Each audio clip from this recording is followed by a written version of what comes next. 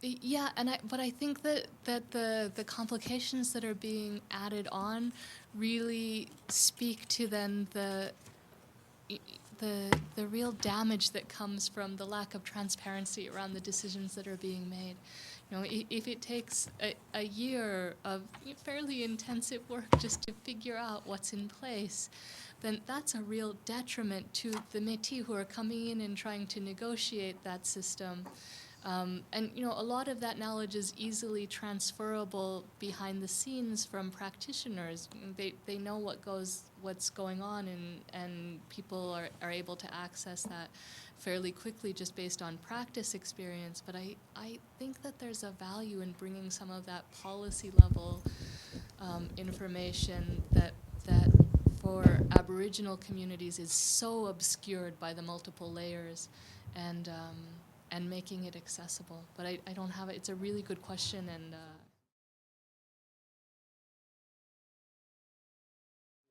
yeah, so the health part of things are actually the most complicated, and for First Nations, because you have the federal role in health services off reserve too, which then extends to mental health services as well, that kind of jurisdictional ambiguity plays itself out not only for on-reserve people but for off-reserve as well, and it's really, really messy. Which is not to say that that it's a loss to have won that Supreme Court decision. It's just that it's one that will take a lot of attention in order to navigate.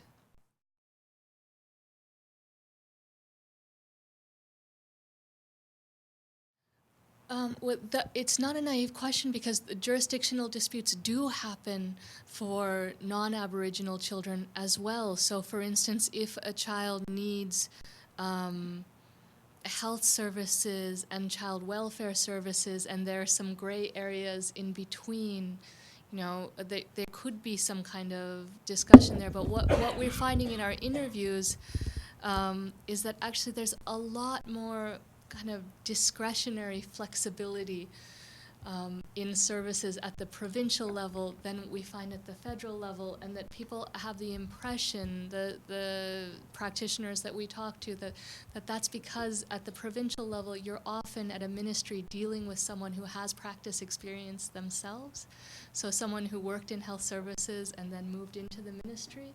And at the federal level, you're often just dealing with someone who's a federal employee who doesn't have the clinical practice experience that they're bringing to help you negotiate that situation. I have to say that in this work, I often feel incredibly hopeful. Like I work with the best people I've ever worked with, like all the way around in terms of First Nations partners in the organization. But I often feel very hopeless.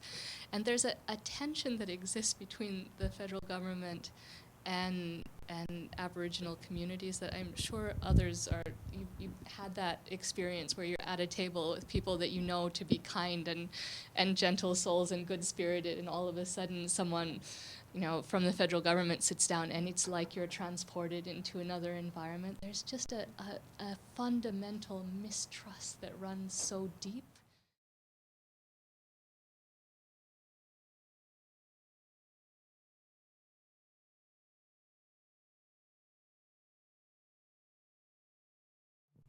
I don't think we can really speak to that very much or generalize from our limited set of examples. It's also worth saying that the cultural adaptation approach is a particular strategy that starts with an evidence-based practice.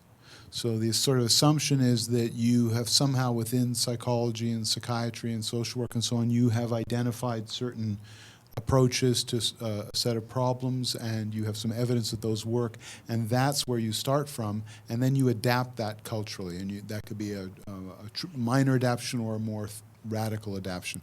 But that's not adaptation, I should say. But that's not the only approach. You could start the other way around and say, well, people have certain healing practices or certain resilience strategies or certain problem-solving strategies, and let's just find a way either to accumulate evidence that works so that they can defend it in situations where priorities are being set, or refine it, learn something about, even within something that sort of works, when does it work better or not, and help people to clarify that. So that's coming from a whole other direction. And you can imagine various other varieties of things somewhere kind of in between, in a sense, partly because even the things that people describe as being rooted in their culture and tradition often have a complex history, and often a more recent history than people realize, because there's a constant circulation of ideas going on, and many Indigenous communities are living in new situations. So that's the only other point I would make, is that even though there may be a lot of suspicion about, and Joe Gaughan raised some of this morning about,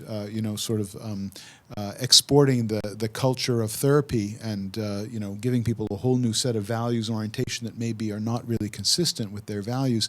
The reality is that most people are also living, we're living very much in the same world, and transacting with a lot of the same ideas and dealing with the same institutions. And so there are commonalities, and there are solutions that address common aspects of certain problems that are not totally without merit or totally without possibility in sharing with other people.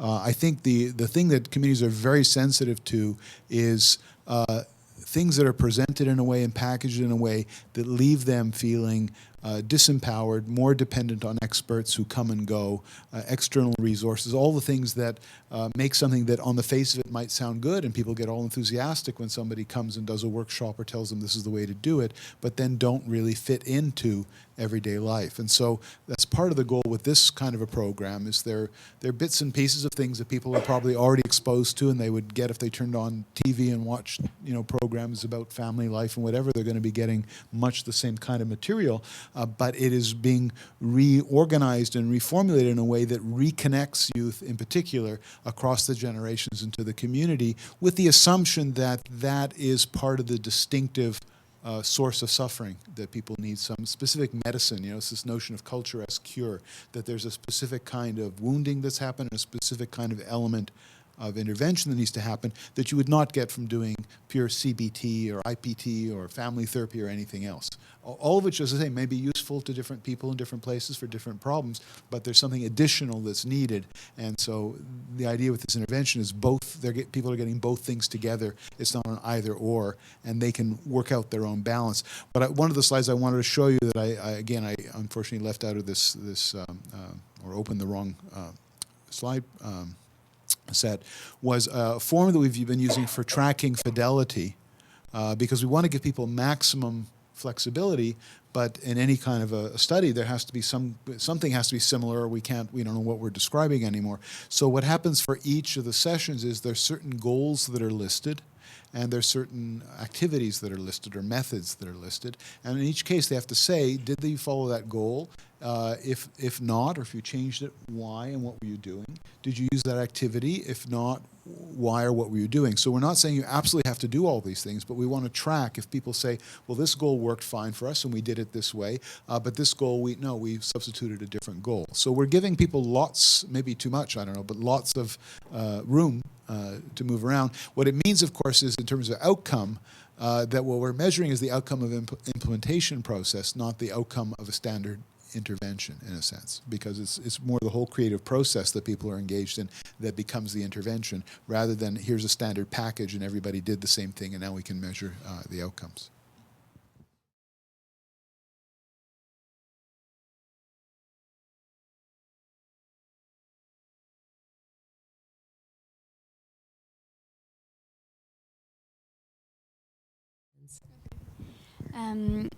There was two groups of champions, I would say.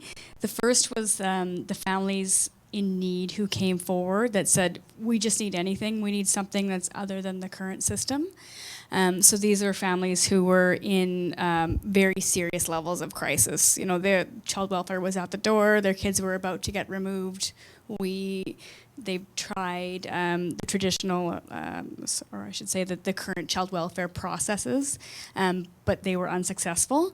So those families were willing to engage with us in trying out something new. And we needed that. That was one of the hardest things, was to know that we were going to have a population that we could work with right away as we put this forward. So I would say those families were the impetus for us to get started, and also the ones that led us to try out and make mistakes as we went along the way.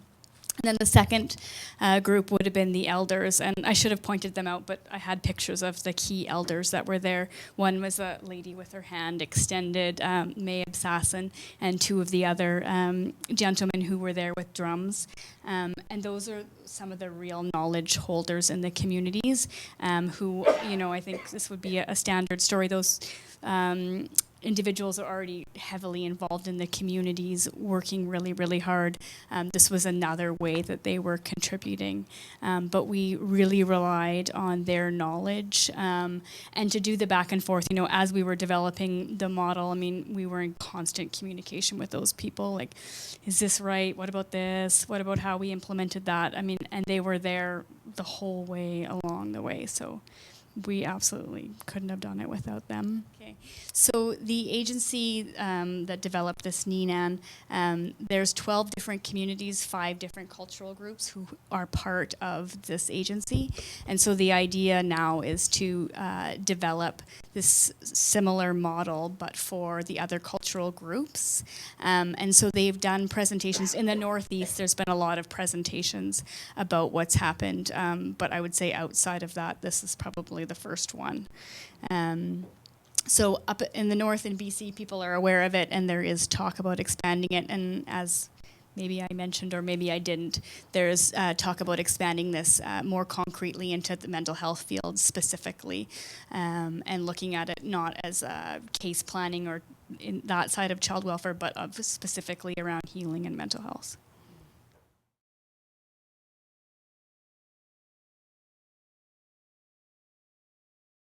Yeah, absolutely. It's a totally, from an outsider's perspective, it looks like a very generalizable approach because the fundamentals are really just bringing the core people together, moving through tradition, moving through ceremony, and having the right supports in place. So, it's pretty generalizable in that sense. I was just wondering, do you have any data on child outcomes related to, because you described the process in depth, but compared to the traditional systems, did you have any outcomes? We don't have enough cases yet, yeah. So we're still, we're probably 10 or 12 in. So in terms of outcome data, but not yet. Even in terms of short term, are these children removed okay. Families? Are they going to a neighbor's house? Are they removed from the families but staying in the community? Yeah, absolutely. Like in terms of the pilots and the families who've done it so far, the outcomes are fantastic. So they're staying in the family's home with support? Yep, so far, yeah, they're staying in the families' homes. There's been, essentially, as we know, it's a long process, so it's hard to say, 6 months after we've done this that we've had good outcomes. But so far, so good. There have been a few relapses of families back into, whether it be whatever kind of treatment they've had to face. But more looking at the children, they've been able to stay in their home and not been removed. So that's good. So thank you very much. It's great.